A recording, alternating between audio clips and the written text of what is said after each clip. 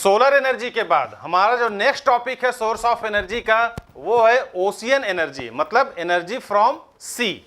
यहां पर हम डिस्कस करेंगे energy from sea, energy from sea, इसी को हम ओशियन एनर्जी सिस्टम भी कहते हैं, ओशियन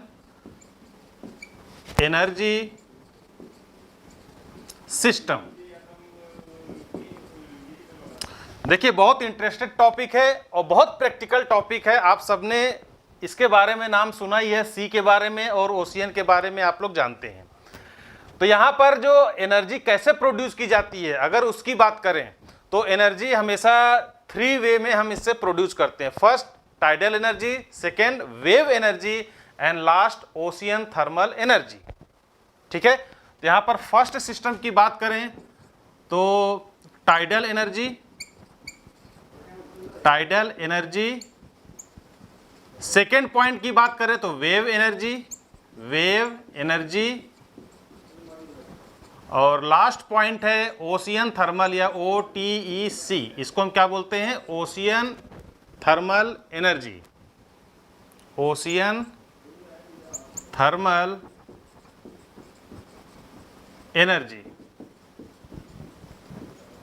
देखिए तो आगे बढ़ने से पहले हमें यह जानना जरूरी है, इसका बेस जानना बहुत जरूरी है कि हम क्यों पढ़ रहे हैं, आखिर सी से एनर्जी प्रोड्यूस करने की क्या जरूरत है, ओशियन से एनर्जी प्रोड्यूस करने की क्या जरूरत है। देखिए हमें मालूम है हमारा अर्थ, ये अगर अर्थ हम एज्यूम कर लें, ठीक है, अर्थ को ई से रिप्रेजेंट किया, 71% जो पार्ट है, 71% पार्ट केवल और केवल वाटर और मोस्टली सी वाटर से कवर्ड है, ये हमें मालूम है। ठीक है, ये अर्थ है, अर्थ का ये 71% किससे कवर है, सी वाटर से। बट जो रिमेनिंग 29% है, ये 29% केवल इतने में ही अर्थ है, और जितनी भी लाइविंग बॉडीज आपको दिख रही पूरे अर्थ सरफेस पर, वो केवल और केवल 29% है टोटल स्पेस का। बात समझ में आ गई। तो अर्थ 71% चारों तरफ से सी वाटर से कवर्ड है। अगर सी वाटर को हम प्रॉपरली यूज करें तो भी हमें एनर्जी की पूरी रिक्वायरमेंट हमारी फुलफिल हो सकती है, पूरे वर्ल्ड की फुलफिल हो सकती है।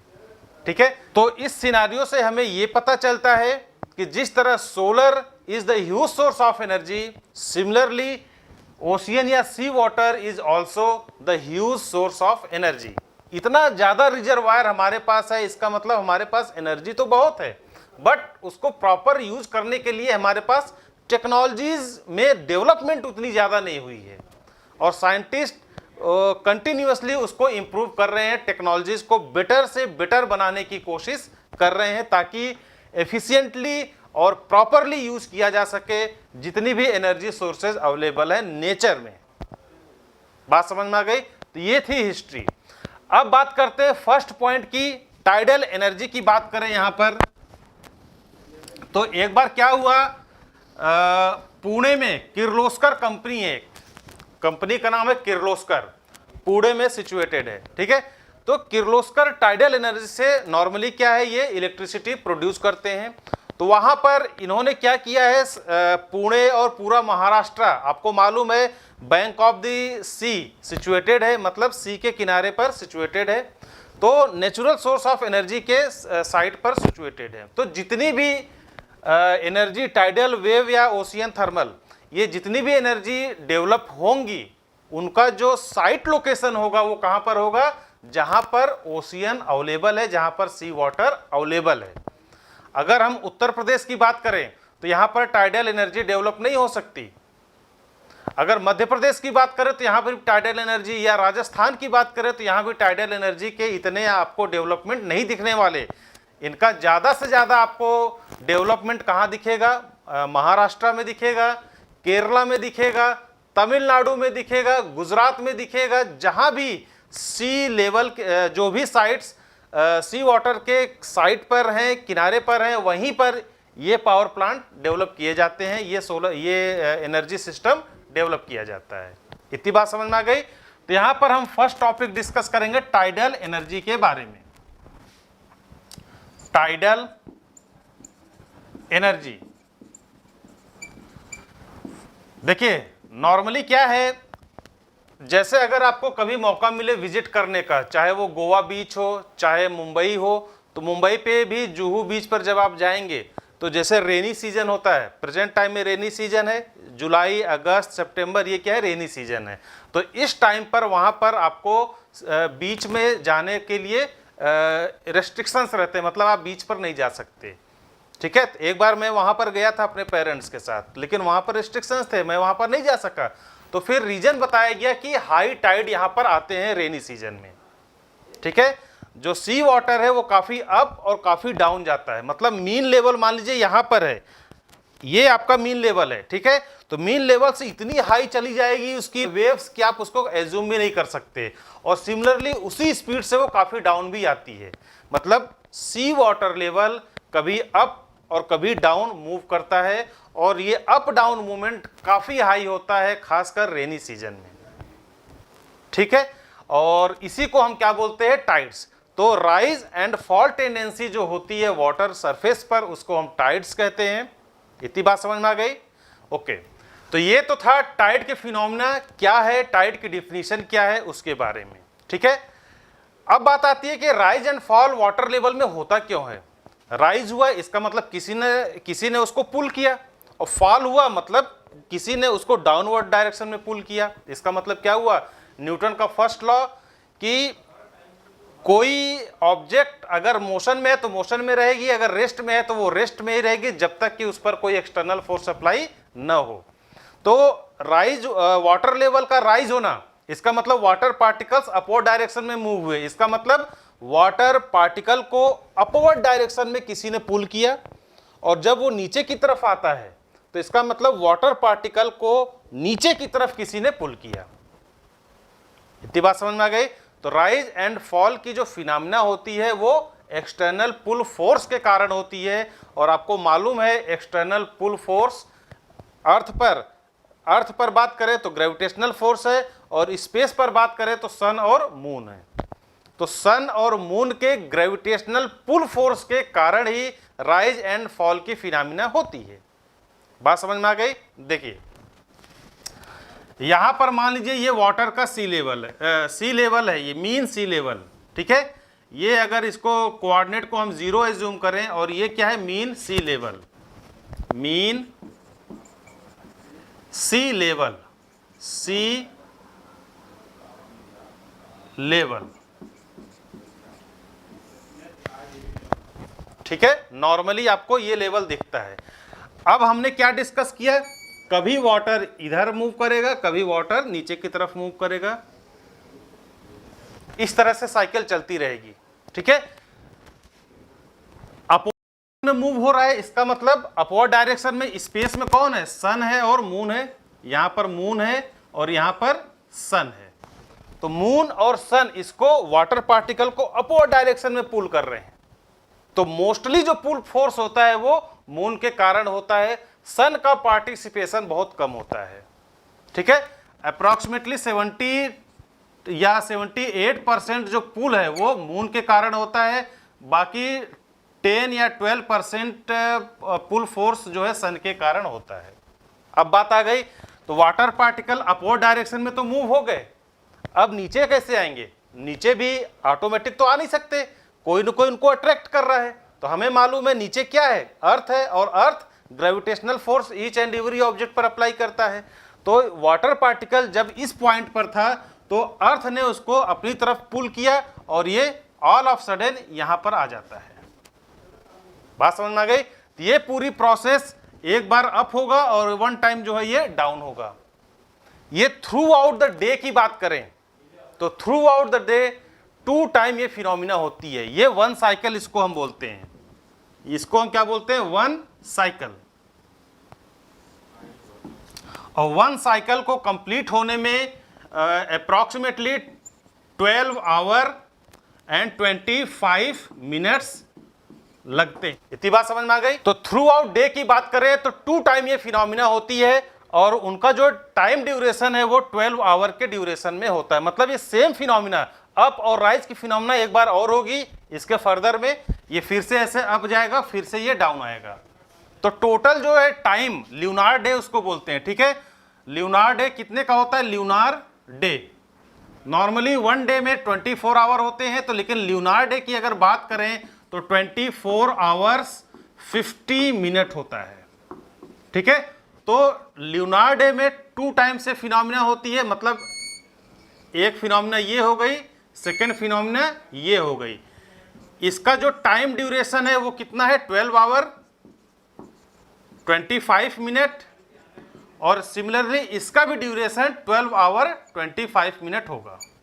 इतनी बात समझ में आ गई? तो मतलब थ्रू आउट द डे ये फिनोमिना राइज एंड फॉल के 2 टाइम्स होती है, मतलब 2 बार अप होगा और 2 बार डाउन होगा। इतनी बात समझ में आ गई? जब पीक पर होता है तो इसको हम क्या बोलते हैं? Flood tide. इसको क्या बोलते हैं? Flood tide. और जब ये बॉटम पर होगा पार्टिकल तो इसको हम क्या बोलते हैं? एड, E-double-B, एब Tide.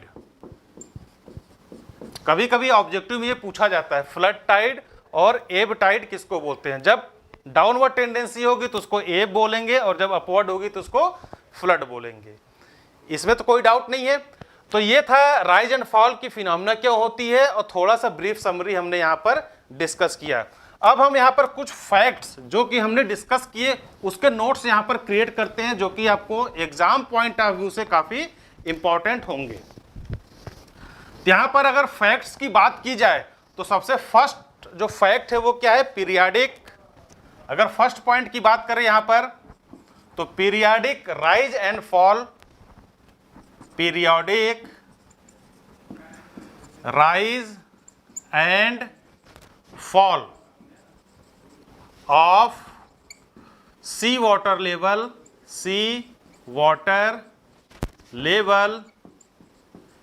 is called as tides। ये डेफिनेशन हमने यहाँ पर कवर कर लिया। उसके बाद हमने ये डिस्कस किया कि थ्रू आउट द डे ये 2 टाइम्स होता है। सेकेंड पॉइंट की बात करें तो पहले रीजन की बात कर लेते हैं। तो rise and fall, rise and falls occurs due to external pull force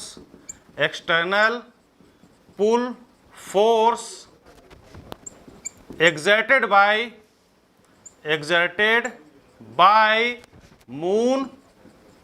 moon का जो है सबसे मेन रोल होता है, ठीक है। Moon and sun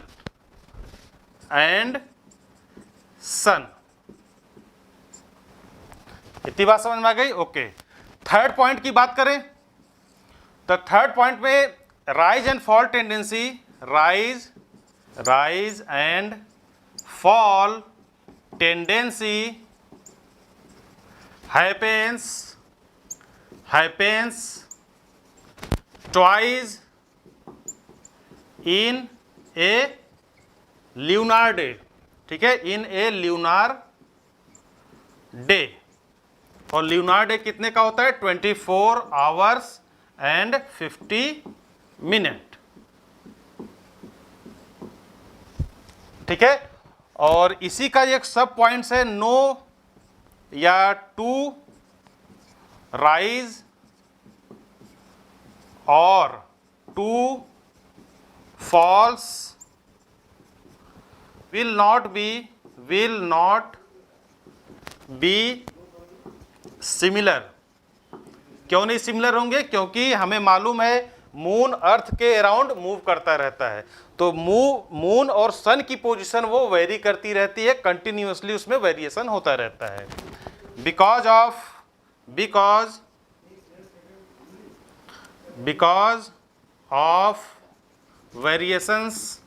variations in position of moon and sun,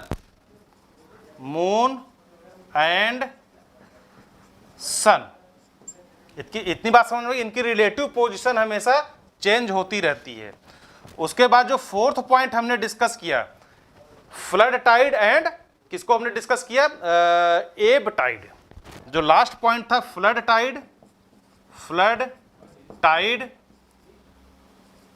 और सेकंड क्या था, एब, EBB, एब टाइड। इसकी डेफिनेशन हमने एक कर्व ड्रॉ की थी, वो कर्व आपको मालूम है। और सेकंड हमने फ्लड टाइड हो गया, एब टाइड हो गया। इसके बाद राइज एंड फॉल। कभी कभी आपसे पूछा जाता है कि मैक्सिमम एंड मिनिमम फ्लड या मैक्सिमम टाइड या मिनिमम टाइड किसको कहते हैं। तो राइज की फिनोमिना जो होती है वो मैक्सिमम टाइड के समय होगी, राइज जो होगा वो मैक्सिमम टाइड के समय होगा, मैक्सिमम टाइड्स। और फॉल कब होगा, फॉल जब होगा तो उसको हम क्या बोलेंगे, मिनिमम टाइड्स। ठीक है, तो ये इंपॉर्टेंट फैक्ट्स थे, ये आपको हमने डिस्कस भी किया और ये आपके लिए हमने नोट प्रिपेयर किया ताकि आपको एग्जाम में रिवीजन में आसानी रहे। अब हम बात करते हैं कि इसकी वर्किंग फिलॉसफी कैसे होती है। टाइड तो हमें समझ में आ गया, और अप और डाउन जो मोशन है वो भी हमें समझ में आ गया। तो अप और डाउन या राइज एंड फॉल की जो टेंडेंसी है, इसी को हम यूटिलाइज करते हैं, जैसे कि हमने हाइड्रो पावर में यूज किया था।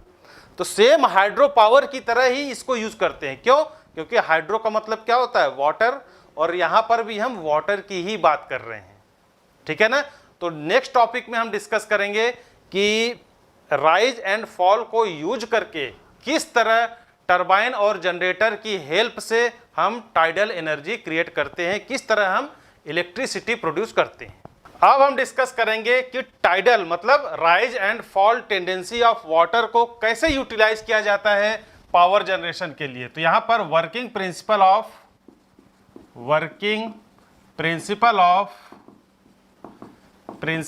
ऑफ टाइडल पावर प्लांट, ये हमें यहां पर डिस्कस करना है। तो अगर हम ज्योमेट्री की बात करें तो देखिए, मान लीजिए ये ग्राउंड लेवल है, ये क्या है, ग्राउंड लेवल, और यहां पर ये सी का बेड है, सी का बेड का मतलब बॉटम, यहां पर सी लेवल है, और इस सी या ओशियन का जो एंड है वो यहां पर है, मतलब ये इसका बेस है। ठीक है, बैंक जिसको बोलते हैं। तो इसी को हम ओशियन की लैंग्वेज में सी की लेवल में बेसिन बोलते हैं। जो एंड होता है वहां पर बेसिन उसको कहा जाता है। तो होता क्या है, यहां तक पूरा ये सी वाटर फिलअप है। ठीक है, यहां पर कहीं हम एक डैम क्रिएट करते हैं, यहां पर इस तरह से हमने कहीं पर एक डैम क्रिएट कर दिया। ठीक है, अब यहां पर हमने दो ओपनिंग दे दी, एक ओपनिंग यहां टॉप पर और एक यहां पर हमने बॉटम पर। यहां पर 2 ओपनिंग्स हमने इस डैम में, इसी को डैम या बैराज भी कहते हैं। इस तरह से हमने यहां पर ओपनिंग लेफ्ट की। ये ओपनिंग इसलिए लेफ्ट की गई, देखिए अभी क्या है, नॉर्मल सी वाटर लेवल इतना ही है, मतलब हाइट इतनी है, लेकिन जब हाई टाइड की कंडीशन आएगी तो उस समय क्या होगा, ये वाटर लेवल काफी हाई तक चला जाएगा। ठीक है, तो जब काफी हाई तक चला गया तो मतलब मान लीजिए यहां पर वाटर लेवल आ गया, ये टॉप लेवल है, इसको हमने बोला हाई वाटर लेवल। तो जब हाई वाटर लेवल पर डैम की बाउंड्री यहां तक टच करती है वाटर, तो यहां पर ओपनिंग है, और इस ओपनिंग में हम गेट फिलअप करते हैं, गेट कंस्ट्रक्ट करते हैं। ठीक है, उस गेट को हम क्या बोलते हैं, स्ल्यूस गेट।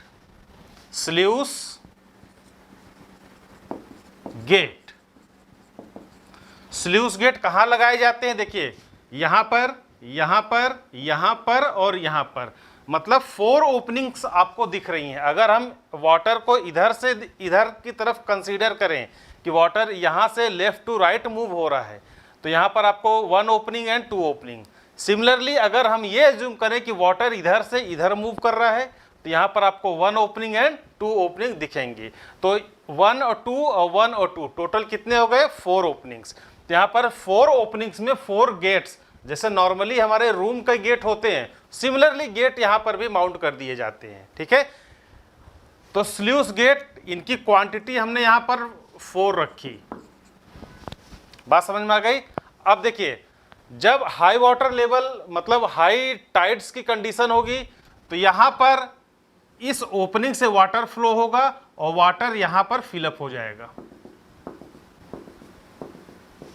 बात समझ में आ गई? इसको हम बोलते हैं बेसिन, टाइडल बेसिन या टाइड बेसिन, टाइडल बेसिन।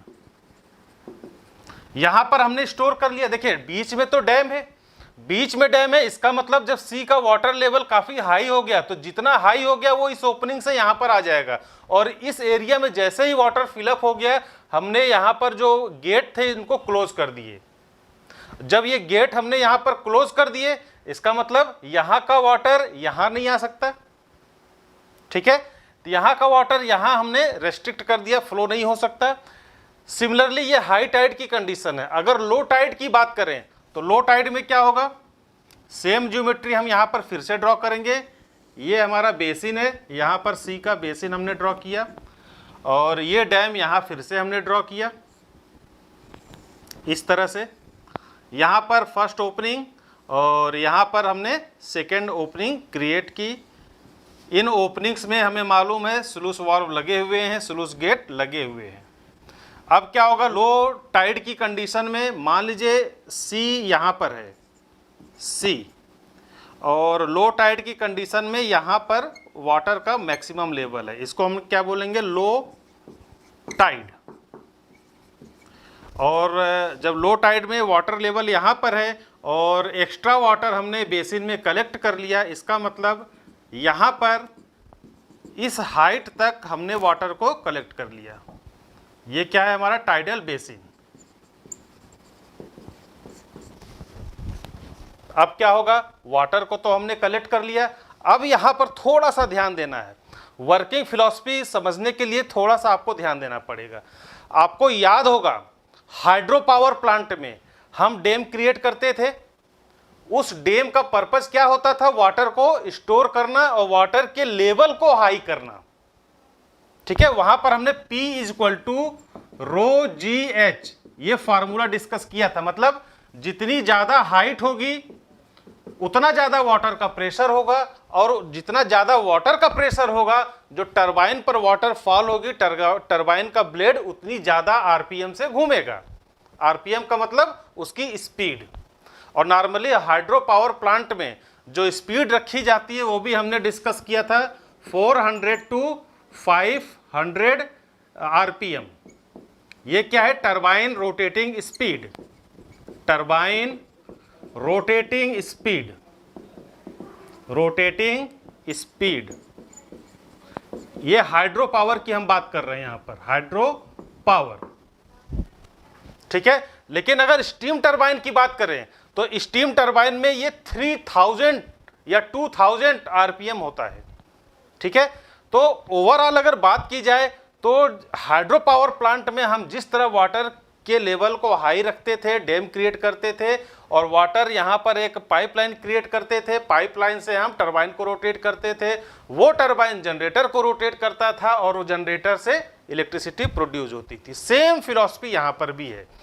यहाँ पर एक टरबाइन माउंट की जाती है, इसको हमने P से रिप्रेजेंट किया, P for power house, power house, जिसको हम P से यहां पर हमने शॉर्ट में रिप्रेजेंट किया। पावर हाउस में क्या क्या होगा इसकी हम बात कर लें तो पावर हाउस में आपका टरबाइन है, टरबाइन, और सेकंड क्या है? Generator, generator. ये टरबाइन और जनरेटर विंड टरबाइन की तरह ही होते हैं, बट यहां पर स्मॉल साइज होगा लेकिन विंड टरबाइन में साइज लार्ज होती है। तो ये क्या लिखेंगे? पावर हाउस में similar to wind turbine, wind turbine. तो बात समझ में आ गई? स्लूस गेट, पावर हाउस और यहां पर ये डैम,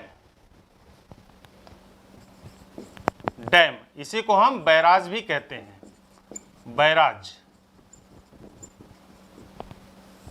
तो ये थ्री कंस्ट्रक्शन में थ्री इंपॉर्टेंट यहां पर कंपोनेंट हैं। फर्स्ट है आपका डैम, सेकंड है आपका पावर हाउस, इसको हम फर्स्ट एज्यूम कर लें, इसको हम सेकंड एज्यूम कर लें, इसको हम थर्ड एज्यूम कर लें, ठीक है।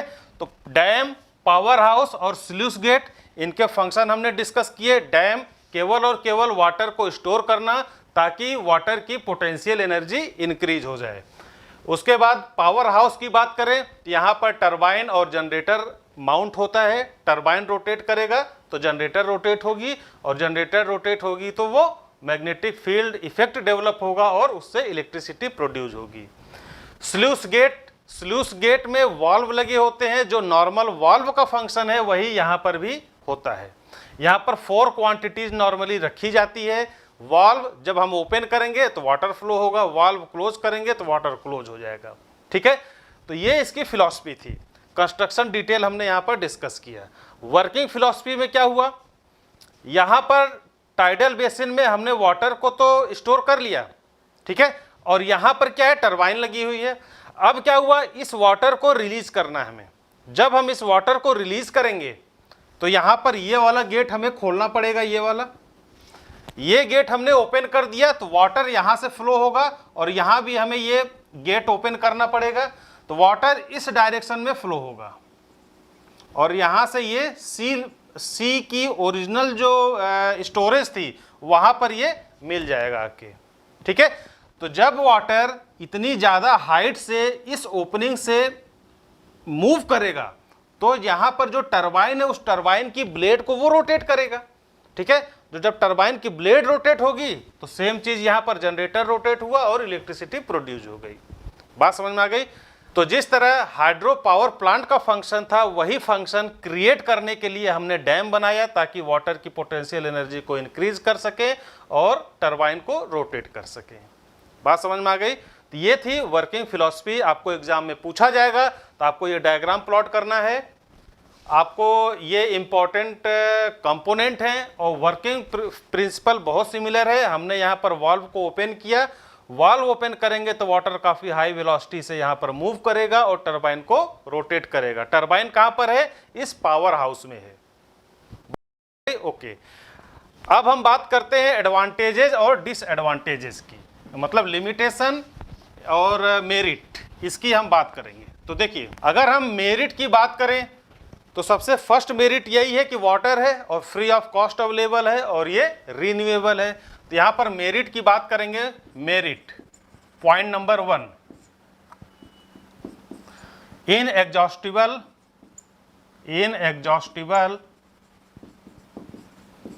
And renewable source of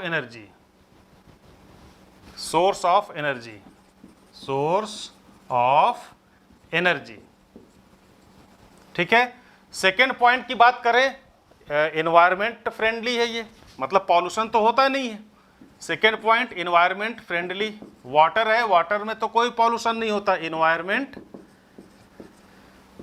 friendly.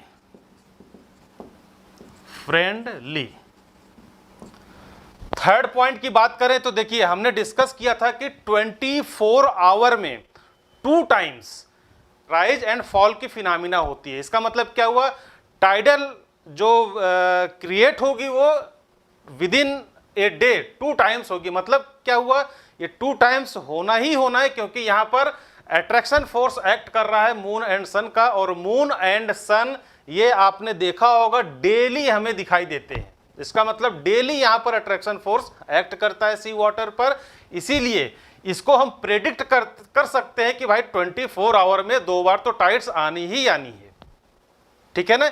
Easily हम इसको प्रेडिक्ट कर सकते हैं। लेकिन क्या आप विंड की गारंटी ले सकते हैं कि विंड जो है मॉर्निंग में उसकी स्पीड मिलेगी आपको, या इवनिंग में या नाइट के समय आपको विंड अवेलेबल होगा। सिमिलरली आप सोलर को भी, सन को भी प्रेडिक्ट नहीं कर सकते कि सन की अवेलेबिलिटी मॉर्निंग में रहेगी ही रहेगी, या आज क्लाउड नहीं रहेगा, कल क्लाउड नहीं रहेगा, आप ऐसा प्रेडिक्ट नहीं कर सकते।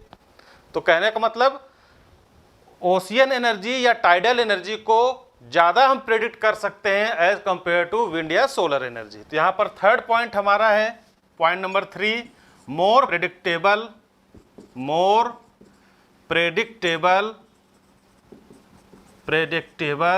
Then sun and wind. Solar comma wind energy. हमें मालूम है 24 आवर में 2 टाइम्स टाइड की फिनोमिना होगी। तो ये 1 2 3 हमने मेरिट डिस्कस की। अगर हम यहाँ पर डीमेरिट की बात करें या लिमिटेशन की बात करें तो देखिए लिमिटेशन का पॉइंट नंबर 1, लिमिटेशन। हमने यहाँ पर डैम क्रिएट किया, हाइड्रो पावर प्लांट में भी लिमिटेशन में हमने डैम की बात की थी, ठीक है। तो डैम क्रिएट किया, डैम कॉस्टली होगा। अच्छा कॉस्टली तो होगा, लेकिन टाइडल यहाँ पर बात की जाए तो यहाँ हाई टाइड जिस एरिया में आ रहे हैं वहां पर डैम क्रिएट करना बहुत टफ जॉब है, बहुत रिस्की जॉब है, ठीक है। तो यहाँ पर फर्स्ट हमारा लिमिटेशन है, first creation of dam, creation of dam in high tidal area is a very risky job, a very risky job, ठीक है। उसके बाद आपको मालूम है सी वाटर वो साल्टी वाटर होता है, वो स्वीट वाटर नहीं होता जिसको हम ड्रिंकिंग के लिए यूज कर सकें। तो सी वाटर में कोरोजन की प्रॉपर्टी ज़्यादा होती है। जितने भी मेटालिक पार्ट्स हैं, चाहे वो टरबाइन के पार्ट्स हों, चाहे जनरेटर के पार्ट्स हों, चाहे वो गेट के पार्ट्स हों, इवन आपको मालूम होना चाहिए इस कंक्रीट में भी कोरोजन होता है, ठीक है। अगर ये ज़्यादा लॉन्ग टाइम पर ये वाटर के अंदर इंसर्ट रहेगा तो आपने देखा होगा इसमें भी कोरोजन होती है। कहने का मतलब क्या हुआ, जितने भी मेटालिक पार्ट्स हैं और ये कंक्रीट के पार्ट्स हैं ये कोरोडेड हो जाते हैं। तो यहाँ पर जो हमारी सेकेंड डीमेरिट है, पॉइंट नंबर 2, हैवी कोरोजन या high corrosion, heavy corrosion in metallic parts, heavy corrosion risks in turbine comma generator तो वाटर में होता नहीं, जनरेटर को हम बाहर रखते हैं। तो टरबाइन और अपने गेट, ये गेट भी वाटर में फिलअप है, तो यहाँ पर गेट्स क्वामा बैराज या डैम, बैराज, ठीक है। High corrosion risk in turbine, gate and barrage, ये था, ठीक है। उसके बाद क्या हुआ, हमने ये डिस्कस किया कि हाइड्रो पावर प्लांट आप रिवर या पॉन्ड या स्टोरेज डिवाइस में भी लगा सकते हैं। स्टोरेज डिवाइस का मतलब पॉन्ड। लेकिन यहाँ पर सी वाटर की बात करें तो जहाँ पर जो भी स्टेट या जो भी कंट्री वो सी वाटर के बैंक में या साइड पर सिचुएटेड है, वहीं पर ये केवल आप टाइडल एनर्जी को क्रिएट कर सकते हैं। जैसे हमने डिस्कस किया था तमिलनाडु, ओडिशा और आपका महाराष्ट्र, कर्नाटका, यहीं पर ये ज़्यादा से ज़्यादा बनाए जाते हैं। इसके बाद आपको राजस्थान, उत्तर प्रदेश, यहाँ पर आपको देखने को नहीं मिलने वाले, ठीक है। मध्य प्रदेश में भी आपको टाइडल एनर्जी के प्लांट्स नहीं देखने को मिलेंगे। तो यहाँ पर थर्ड लिमिटेशंस है, very few suitable sites are available. Point number 3, very few suitable sites are available.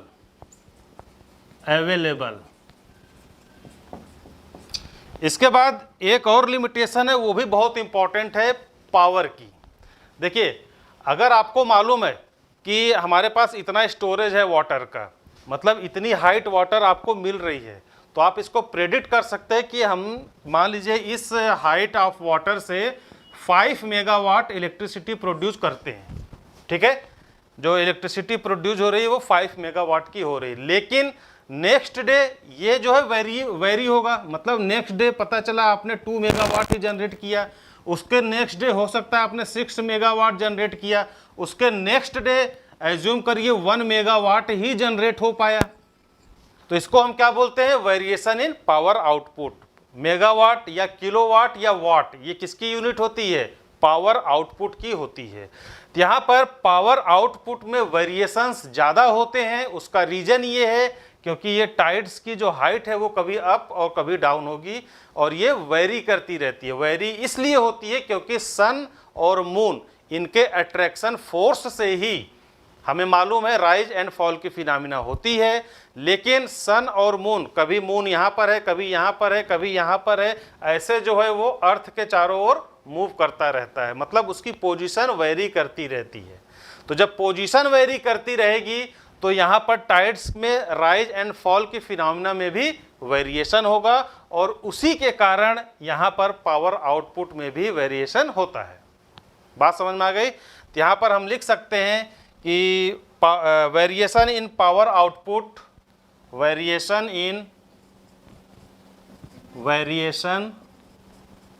In power output. बात समझ में आ गई? तो इस तरह आपको टाइडल एनर्जी की बात की जाए, अगर आपसे क्वेश्चन में पूछा जाए तो आपको ये कंस्ट्रक्शन डायग्राम प्लॉट करना है। जितने भी इंपॉर्टेंट पार्ट्स हैं, केवल 3 इंपॉर्टेंट पार्ट्स यहाँ पर हमने डिस्कस किए, उन पार्ट्स को आपको एक्सप्लेन करना है, और यहाँ पर मेरिट और डीमेरिट यानी लिमिटेशंस को भी आपको एग्जाम में जरूर लिखना है। बात समझ में आ गई? ओके। तो यहाँ पर टाइडल एनर्जी के बाद जो नेक्स्ट है वेव एनर्जी, वेव एनर्जी के बारे में हम डिस्कस करेंगे कि किस तरह वेव को यूज करके हम पावर यानी इलेक्ट्रिसिटी प्रोड्यूस कर सकते हैं। तो टाइडल एनर्जी के बाद अब हम देखते हैं कि किस तरह वेव से एनर्जी क्रिएट की जाती है। तो यहाँ पर हम देखेंगे ओशियन वेव से इलेक्ट्रिसिटी प्रोड्यूस कैसे होती है, मतलब इलेक्ट्रिसिटी फ्रॉम ओशियन वेव्स।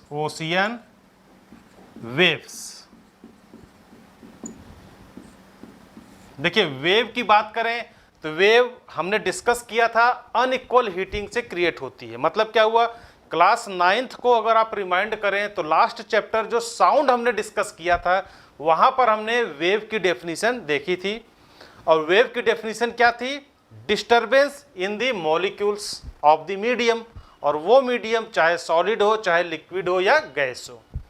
तो यहाँ पर एयर के जो मॉलिक्यूल्स हैं वहाँ पर डिस्टर्बेंस हो रहा है, और उस डिस्टर्बेंस के कारण वेव क्रिएट होती हैं। और वो डिस्टर्बेंस कहाँ से होता है ये भी अभी इसी चैप्टर में हमने डिस्कस किया था, unequal heating of air. Unequal heating क्यों होती है वो भी हमने डिस्कस किया। मान लीजिए यहाँ पर सन है, और यहाँ पर मान लीजिए ये लैंड है, और यहाँ पर ये वाटर है। ये क्या है, वाटर, और ये क्या है, लैंड। तो जहां भी ये 2 कंजिक्यूटिव मतलब यहाँ पर जो कनेक्शन पॉइंट्स हैं इसको कंजिक्यूटिव सरफेसेस बोलते हैं। तो होगा क्या कि सन रे जब लैंड पर स्ट्रक्ट करेंगी तो लैंड के पास पर, मतलब यहाँ नियर अबाउट जो भी मॉलिक्यूल्स हैं एयर के, वो हीटअप होंगे, और उस हीटिंग के कारण उनकी डेंसिटी बहुत कम हो जाएगी। मतलब उनकी डेंसिटी जब कम होगी तो वो अपवर्ड डायरेक्शन में मूव करने लगेंगे। तो इनका जो फ्लो होगा इस डायरेक्शन में कुछ होगा, अपवर्ड डायरेक्शन में। क्लियर है? तो जब ये मॉलिक्यूल्स अपवर्ड डायरेक्शन में मूव हो गए, इसका मतलब इनका स्पेस इवैक्यूएट हो गया।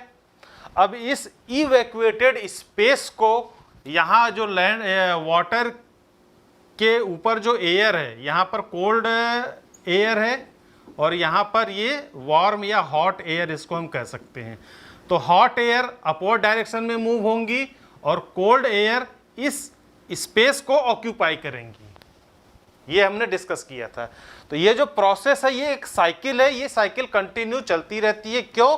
क्योंकि सन हमें डेली दिखता है, सन की अवेलेबिलिटी हमारे पास काफ़ी लॉन्ग टाइम से है, और इन फ्यूचर भी रहेगी। तो इस एयर, इसी को हम क्या बोलते हैं, एयर मोशन। और इस एयर मोशन के कारण ही वाटर की सरफेस पर वेव्स आती हैं। बात समझ में आ गई? हमने देखा है कि मान लीजिए ये क्या है, वाटर सरफेस है, ये हमारा वाटर सरफेस है। अभी क्या है, अगर यहाँ पर कोई डिस्टरबेंस हम ना करें तो क्या होगा, ये स्ट्रेट लाइन को फॉलो करेंगी, जितने भी मॉलिक्यूल्स हैं वो स्ट्रेट लाइन में होंगे। लेकिन जब इसके ऊपर एयर यहाँ पर फ्लो होकर आएगी, यहाँ पर ये क्या है, एयर, जब एयर यहाँ पर फ्लो होगी तो मतलब ये मॉलिक्यूल्स को डिस्टर्ब करेंगी। तो मॉलिक्यूल्स क्या है, कभी अप कभी डाउन, कभी अप कभी डाउन, इस तरह से मोशन करेंगे। ठीक है? तो वाटर का टॉप सरफेस आप देखेंगे तो आपको इस तरह से जिग जैग वे में दिखेगा, कभी अप कभी डाउन। इसी को हम क्या बोलते हैं, वेव्स, क्योंकि यहां पर मॉलिक्यूल्स का डिस्टरबेंस हुआ और उस डिस्टरबेंस के कारण इस तरह की ज्योमेट्री हमें दिखती है। तो मान लीजिए ये सी वाटर है और यहां पर क्या है, सी का बॉटम, इसको हम बेड बोल सकते हैं, बेड, सी बेड। ठीक है, एक इक्विपमेंट होता है उसको हम सरफेस फॉलोअर कहते हैं। वो इक्विपमेंट एयर से फिल करके यहां पर ड्रॉप किया जाता है। यहां पर हम स्पेस क्रिएट कर लें थोड़ा, यहां पर ये, तो ऐसा एक बैलून शेप में, सिलेंड्रिकल शेप में एक उसको सरफेस फॉलोअर बोलते हैं उस डिवाइस को, उसके अंदर हम एयर फिल कर देते हैं। नॉर्मली होता क्या है, जैसे आप बैलून में एयर फिल करेंगे और उसको वाटर की सरफेस पर ड्रॉप करेंगे तो वो अंदर इमर्ज नहीं होगी, वो वाटर की सरफेस पर फ्लोट करती रहेगी। या तो पूरी तरह वाटर की सरफेस पर होगा या तो पार्शियली वाटर के अंदर और पार्शियली वाटर के बाहर होगा। बात समझ में आ गई? तो यहां पर सरफेस फॉलोअर हम लेते हैं, उस सरफेस फॉलोअर की ज्योमेट्री नॉर्मली इस टाइप से होती है। इसको हमने क्या बोला, सरफेस फॉलोअर, सरफेस फॉलोअर। ठीक है, यहां पर बॉटम पर एक रॉड कनेक्ट होगी इस तरह से, और इस रॉड से एक शाफ्ट कनेक्ट होगी इस तरह से। क्लियर है? इसकी अगर फुल ज्योमेट्री ड्रॉ की जाए तो शाफ्ट इस तरह से होगा।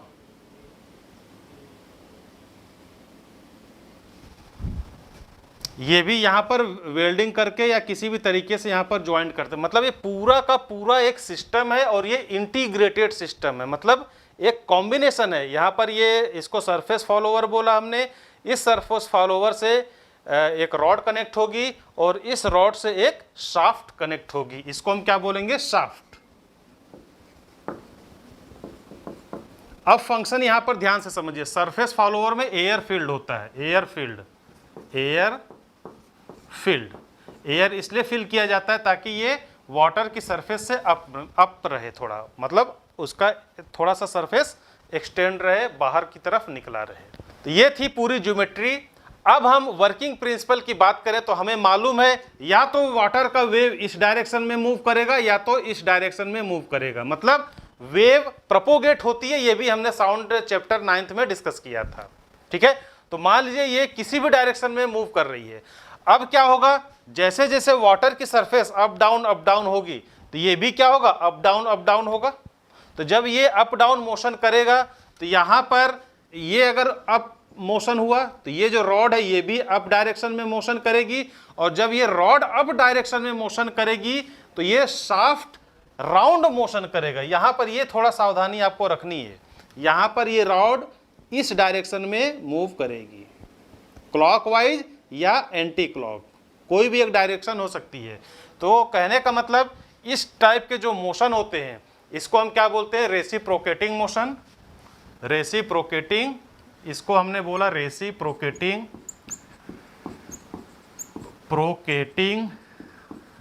मोशन,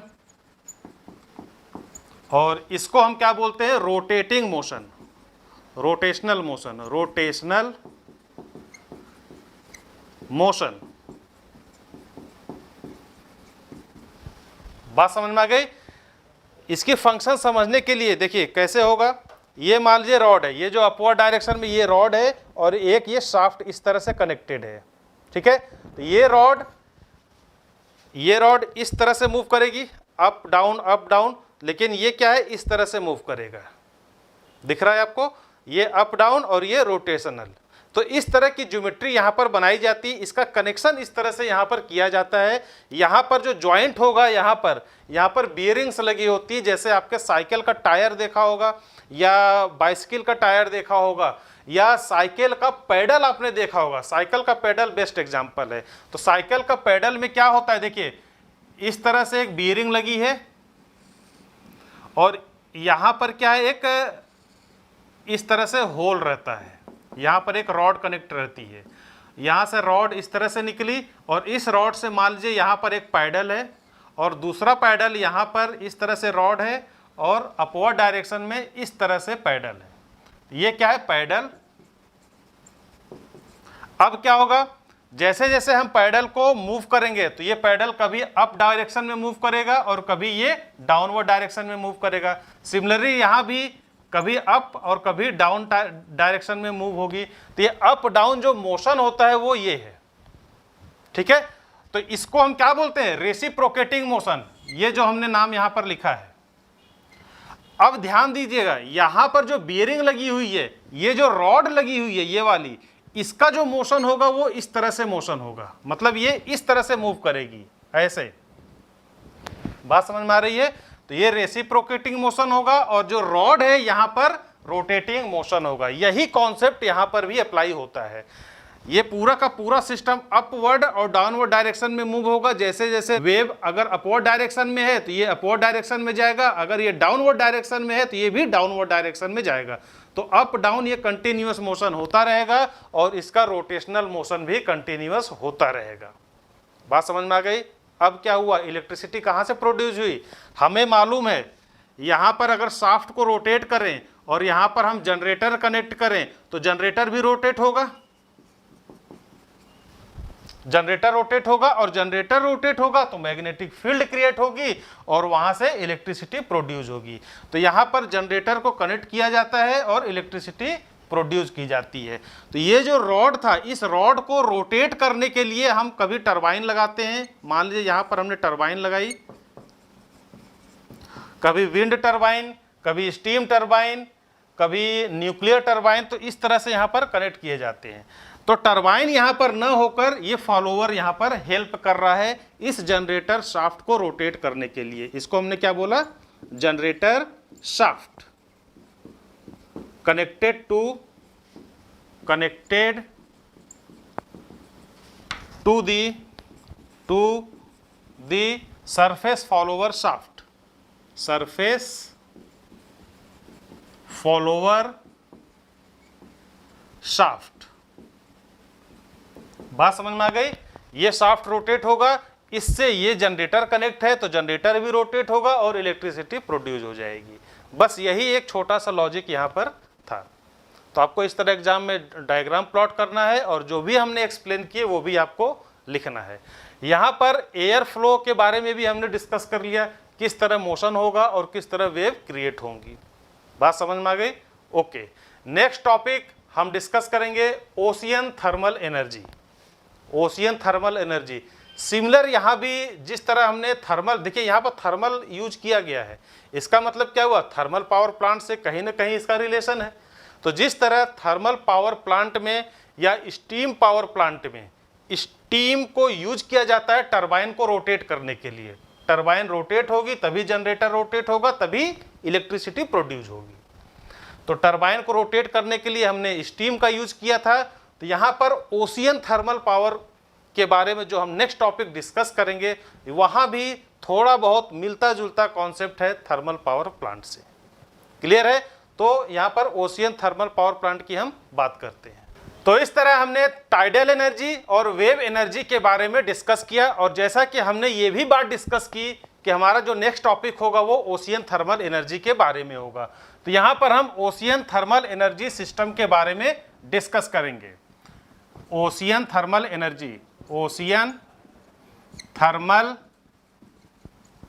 एनर्जी सिस्टम या कन्वर्जन भी इसको कहते हैं, कन्वर्जन। इसका शॉर्ट फॉर्म है OTEC, OTEC, OTEC for ocean thermal energy conversion. Multiple choice question में ओटेक का फुल फॉर्म या शॉर्ट फॉर्म आपसे पूछा जा सकता है, इसलिए आपको इनका नॉमेनक्लेचर और शॉर्ट फॉर्म दोनों आना चाहिए। ठीक है? अच्छा, जस्ट पहले जब हम वेव एनर्जी को डिस्कस कर रहे थे तो वहां पर हमने बात की थी कि यहां पर देखिए नाम से क्लियर है थर्मल एनर्जी, इसका मतलब क्या हुआ, थर्मल पावर प्लांट से इसकी कुछ न कुछ सिमिलरिटी होगी। ठीक है? यहाँ पर सबसे पहले हम कंस्ट्रक्शन डिस्कस करेंगे, उसके बाद फंक्शन कैसे होता है उसके बारे में डिस्कस करेंगे। तो जैसा कि हमें मालूम है, थर्मल पावर प्लांट की बात करें तो वहां पर हमने बॉयलर, टरबाइन, कंडेंसर, ये 3 मेन इक्विपमेंट यूज किए थे। तो सिमिलरली यहां पर भी आपको इस तरह से एक कंपोनेंट दिखेगा, इसको हम बोलते हैं इवेपोरेटर। यहाँ पर इस तरह से कॉइल्स लगे रहते हैं।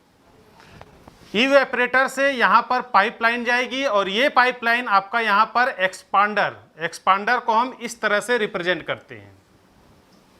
टरबाइन को ही हम एक्सपांडर भी कहते हैं, क्योंकि यहाँ पर जो स्टीम आएगी या यहाँ पर जो वेपर आएगा वो एक्सपांड होगा। एक्सपांड का मतलब अगर सिलेंडर की बात करें तो वहाँ पर हम गैस को कंप्रेस करते हैं, लेकिन जैसे ही आपने सिलेंडर का वाल्व ओपन किया तो क्या होता है, पूरे आपके रूम में वो गैस फैल जाती है, स्प्रेड आउट हो जाती है। उसी को हम क्या बोलते हैं, एक्सपांसन, या एक्सपांसन ऑफ गैस या एक्सपांसन ऑफ इवेपोरेशन।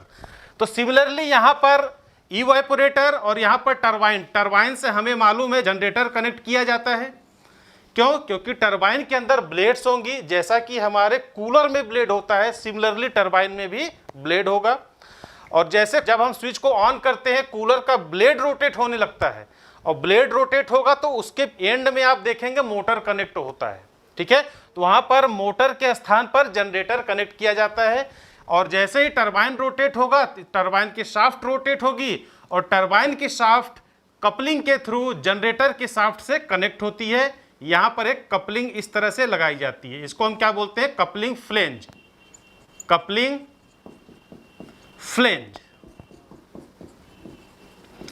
अब आप कहेंगे कि ये कपलिंग फ्लेंज क्या है, what is the coupling flange? तो कपलिंग, आपको मालूम है कपलिंग का मतलब टू पार्ट्स को आपस में कनेक्ट करना, और फ्लेंज का मतलब क्या हुआ, किसी भी सर्कुलर डिस्क को आप फ्लेंज कह सकते हैं। आपने पाइप देखे होंगे 1 किलोमीटर 2 किलोमीटर, इतनी लार्ज अमाउंट में या इतनी लॉन्ग लेंथ की पाइप हम बना नहीं सकते फैक्ट्री में। नॉर्मली स्मॉल पीसेज में पाइप्स बनाए जाते हैं, और उन पाइप्स को या उन शाफ्ट को या उन रॉड को आपस में कनेक्ट करने के लिए ये फ्लेंज क्रिएट किया जाता है। ठीक है, वहां पर आपने देखा होगा पाइप ऐसे कनेक्ट होंगी और सर्कुलर प्लेट टाइप की वहां पर एक डिस्क लगी रहती है, और टू डिस्क को आपस में नट और बोल्ट की हेल्प से कनेक्ट किया जाता है। सिमिलरली यहाँ पर ये फ्लेंज है, और यहाँ पर इस तरह से एक नट बोल्ट कनेक्ट करेंगे। तो नट बोल्ट का काम क्या है, इन दोनों को आपस में कनेक्ट करना। ठीक है ना, तो यहाँ पर कपलिंग के थ्रू जनरेटर की शाफ्ट भी कनेक्ट होती है। जनरेटर को हम GEN से शॉर्ट फॉर्म में यहाँ पर है, और टरबाइन को हम T से नॉर्मली रिप्रेजेंट कर रहे हैं। इतनी बात समझ में आ गई। टरबाइन को ही एक्सपांडर भी कहा जाता है। एक्सपांडर, अगर आपको क्वेश्चन में एक्सपांडर वर्ड यूज हुआ तो आपको कंफ्यूज नहीं होना, expander and turbine is the same thing. तो अब नेक्स्ट स्टेप में जो स्टीम बच जाती है उस स्टीम को हम टरबाइन के एंड में एक पाइपलाइन कनेक्ट करते हैं, और उस पाइपलाइन के थ्रू उसको एक्सट्रैक्ट आउट करते हैं, मतलब उसको हम डीप्रेशराइज करते हैं टरबाइन को। ठीक है, तो टरबाइन को डीप्रेशराइज हम कैसे करेंगे, यहां से एक पाइपलाइन कनेक्ट करेंगे, और उस पाइपलाइन से जो भी स्टीम या वेपर टरबाइन में है उसको एक्सट्रैक्ट आउट करेंगे। उसी को हम एक्सट्रैक्शन पाइप या आउटलेट पाइप भी कहते हैं। ठीक है, ये आपका इनलेट पाइप होगा और यहां पर आउटलेट पाइप होगा, इसको हम आउटलेट पाइप या एक्सट्रैक्शन पाइप भी कहते हैं। अब इस पाइप से यहां पर एक कंडेंसर कनेक्ट होगा। ये क्या है, कंडेंसर। इस कंडेंसर में भी इस तरह से कॉइल्स बने होते हैं। ठीक है, अब इस कंडेंसर के थ्रू यहां पर एक पंप हम यहां पर कनेक्ट करेंगे, इसको हम पंप कहते हैं। ठीक है, पंप से डायरेक्ट एक पाइपलाइन कनेक्ट होगी जो कि इवेपोरेटर से कनेक्ट होती है, इवेपोरेटर। तो देखिए यहां पर पूरी जो ज्योमेट्री अगर ध्यान से देखिए तो थर्मल पावर प्लांट में जो हमने डिस्कस किया था पूरी ज्योमेट्री उससे हूबहू मैच करती है। केवल फर्क कहाँ है, इवेपोरेटर का। बाकी टरबाइन वहां भी था, जनरेटर वहां भी हमने देखा था, कंडेंसर को भी हमने वहां पर डिस्कस किया था, और पंप को भी हमने वहां पर डिस्कस किया था। इसको हम बोलेंगे कंडेंसर। कंडेंसर। अब देखिए इवेपोरेटर में जैसे हमने वहां पर थर्मल पावर प्लांट में वाटर को बॉयल करते थे और स्टीम में कन्वर्ट करते थे, सिमिलरली यहां पर हम अमोनिया यूज करते हैं। क्या यूज करेंगे, अमोनिया। अमोनिया, और अमोनिया का केमिकल नेम आपको मालूम है NH3। एक चीज यहां पर बहुत इंपॉर्टेंट है, जब हम वाटर को हीटअप करते थे कोल के थ्रू, तो वाटर को स्टीम में कन्वर्ट होने के लिए सबसे पहले बॉयल होना पड़ेगा, और वाटर का बॉइलिंग टेम्परेचर हमें मालूम है कितना होता है, 100 डिग्री सेंटीग्रेड। जब तक 100 डिग्री सेंटीग्रेड वाटर का टेम्परेचर नहीं पहुंचेगा, वाटर बॉयल नहीं होगा, और वाटर बॉयल नहीं होगा तो वो स्टीम में कन्वर्ट नहीं होने वाला। ठीक है, तो वाटर की अगर बात करें तो वाटर का बॉइलिंग टेम्परेचर 100 डिग्री, और यहां पर अमोनिया का बॉइलिंग टेम्परेचर की बात करें तो ओनली -33 डिग्री सेंटीग्रेड। ठीक है, मतलब 0 से भी कम टेम्परेचर पर यह बॉयल हो जाती है, इसीलिए यहां पर अमोनिया का यूज करते हैं। इतनी बात समझ में आ गई। अब देखिए यहां पर थर्मल एनर्जी का जो सोर्स है वो क्या है, ओशियन है।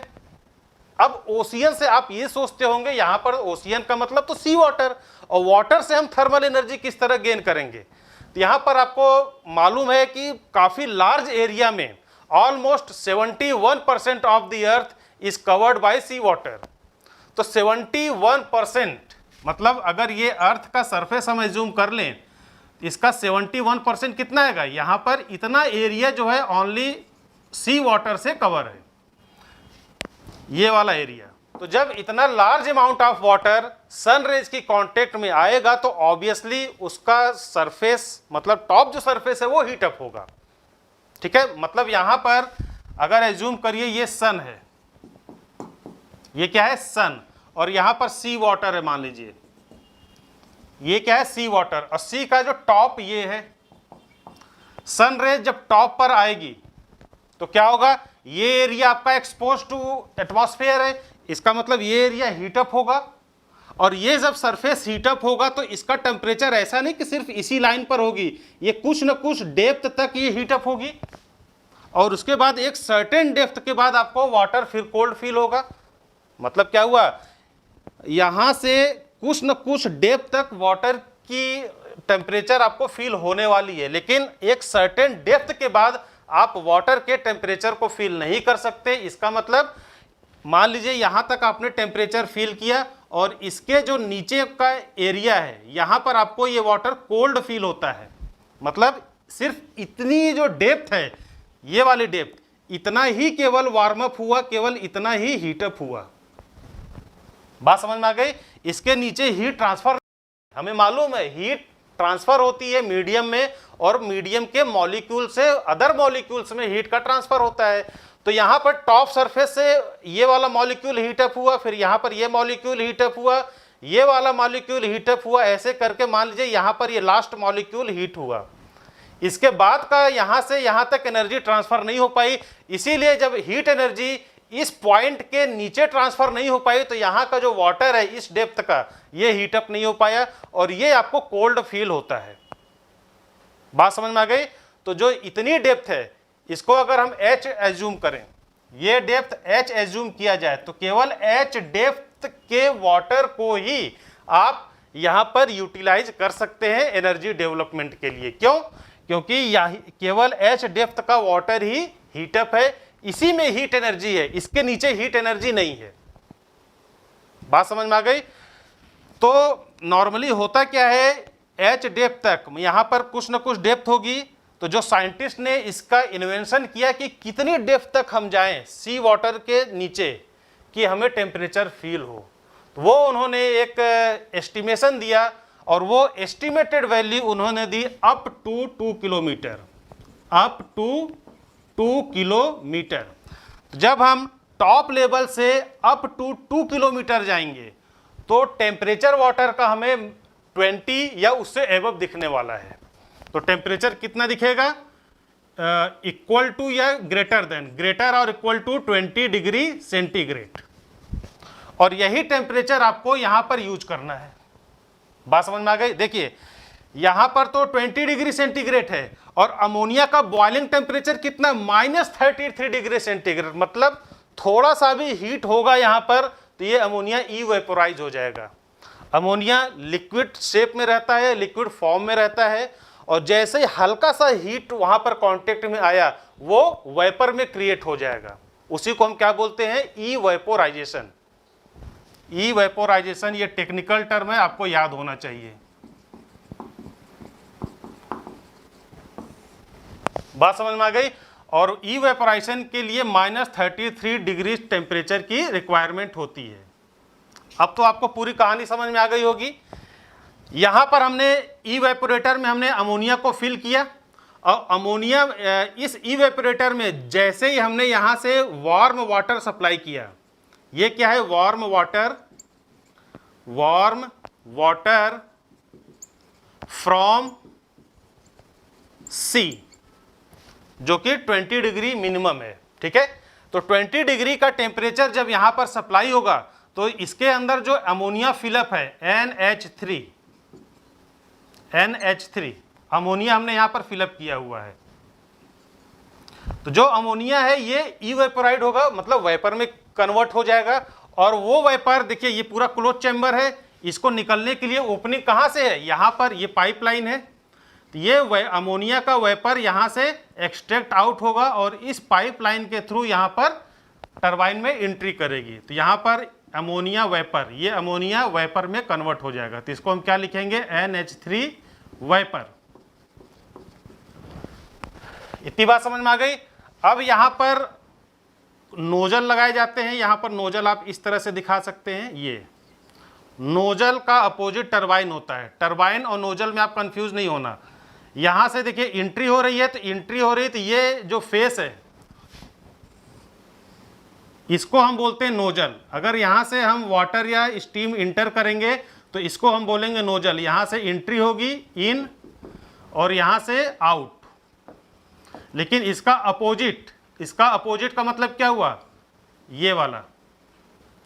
इसको अगर यहाँ से इन है और यहाँ से आउट है तो इसको हम क्या बोलेंगे, टरबाइन।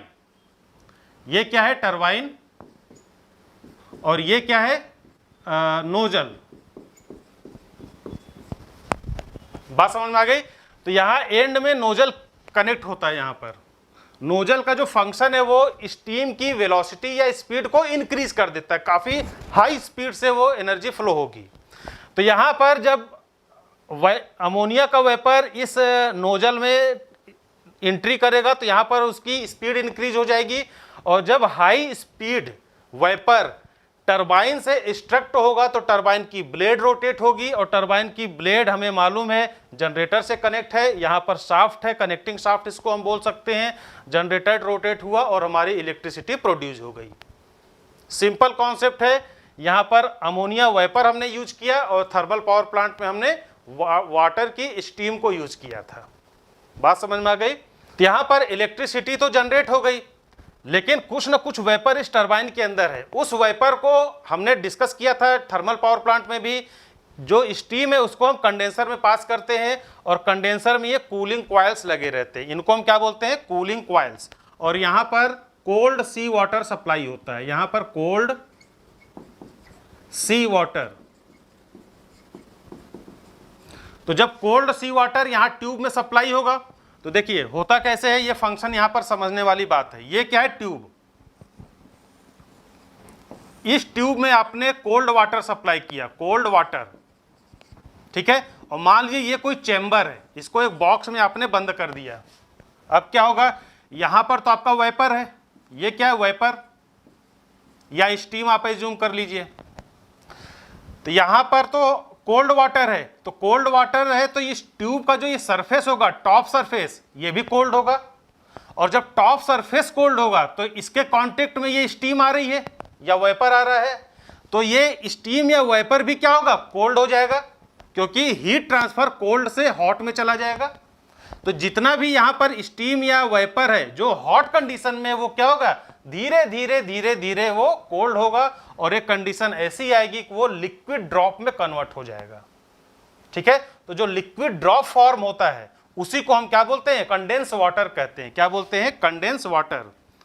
कंडेंसेंट भी उसको कहते हैं, कंडेंसेट।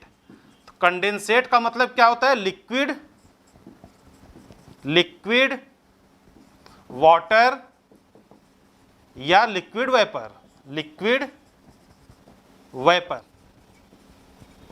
तो इतनी बात समझ में आ गई। ये फंक्शन हमने स्टीम टरबाइन में भी डिस्कस किया था। तो यहां पर देखिए स्टीम यहाँ पर वेपर जो है वो ड्रॉप में कन्वर्ट हो गई, मतलब लिक्विड में कन्वर्ट हो गई, और इस लिक्विड को हमने यहाँ पर पाइपलाइन से एक्सट्रैक्ट आउट किया, मतलब इस पाइपलाइन से हमने इसको बाहर निकाला, और यहाँ पर पंप है, इसको हमें फिर से इवेपरेटर में फिलअप करना है। तो कैसे करेंगे, देखिए नीचे से वाटर को ऊपर लिफ्ट करने के लिए हमें पंप लगाए जाते हैं। तो पंप का वर्क यही है कि नीचे जो वाटर है उसको टॉप लेवल तक पहुंचाना। अगर आपसे पूछे कोई कि पंप का वर्क क्या है, तो पंप का केवल एक ही वर्क है, लिफ्टिंग दी वाटर। पंप का क्या फंक्शन है, लिफ्टिंग दी वाटर। तो सेम यहां पर भी लिफ्टिंग द वाटर या लिफ्टिंग द वाटर पार्टिकल को फिर से यहां पर इवेपरेटर में फिलअप करने के लिए हमने यहां पर पंप को लगाया है। इस पंप की हेल्प से जो भी कंडेंसेट है वो पंप आउट होगा और यहां इवेपरेटर में कलेक्ट हो जाएगा। ठीक है, यहां पर इवेपरेटर में फिर से अमोनिया जो है लिक्विड फॉर्म में हो गई, फिर से यहां पर वार्म एयर के कांटेक्ट में आएगा, फिर से वो इवेपरेट होगा, और फिर से ये साइकिल ऐसे कंटिन्यूअस चलती रहेगी। तो ये था इसका पूरा प्रॉपर फिनोमिना, प्रॉपर फंक्शन। और क्यों यूज करते हैं उसका जो मेन रीजन है, ये बात समझ में आ गई। तो ये कुछ इंपॉर्टेंट पॉइंट्स हैं जो आपको मल्टीपल चॉइस क्वेश्चन में भी हेल्प करेंगे। जैसे यहाँ पर 2 किलोमीटर, ये 20 डिग्री सेंटीग्रेड, और अमोनिया का ये टेम्परेचर रेंज जो है -33 डिग्री, ये बॉइलिंग पॉइंट है, याद रखिएगा। ये क्या है, बॉइलिंग पॉइंट, ये भी आपको याद रखना है। अब हम नेक्स्ट टॉपिक में जियोथर्मल एनर्जी के बारे में डिस्कस करेंगे।